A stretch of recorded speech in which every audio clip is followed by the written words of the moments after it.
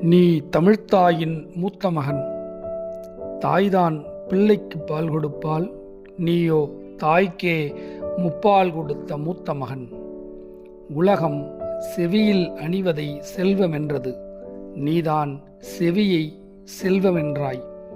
உலகம் சொன்னது கொடுத்தால் செல்வம் குறையுமென்று, நீதான் வளரும் என்று வந்து சொன்னவன். விருந்தினர்க்கு முகத்தில் வைக்கிற புன்னகையே உபசரிப்பென்று புரிய வைத்தவன் நீ.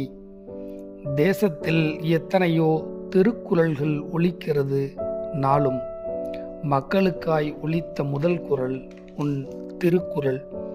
நீ நட்டு வைத்த குறள் செடி உலகமெங்கும் கிளைத்து பழுத்தது.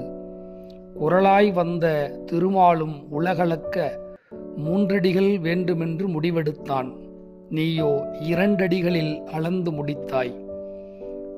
அறத்துப்பால் எழுதினாய், சிம்மாசனங்கள் செவிசாய்த்தன.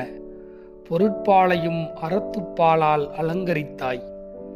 இன்பத்துப்பால் எழுதினாய், ஓலைச் சுவடிக்கும் நாணம் வந்தது.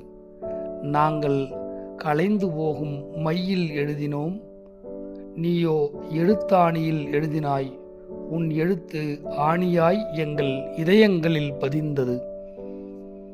திருக்குறளே எங்கள் சட்டப்புத்தகம், அறத்துப்பாலே எங்கள் ஆராய்ச்சி மணி.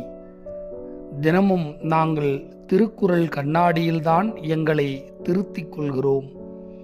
கன்னியாகுமரியின் கடல் நடுவிலே நிற்கும் பெருமகனே, உன்னை தொட்டு பார்க்க ஆழிப்பேரலை உயர்ந்தது.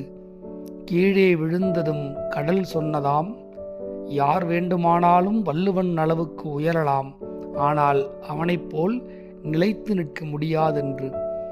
மனிதனுக்கு புனித நூல் எழுதிய மாமனிதனே, நீயும் ஓர் கட்டடக் கலைஞன்தான். மனிதர்களை கோபுரமாக கட்டி எழுப்ப திருக்குறள் நூலோடு வந்து நின்றதனால்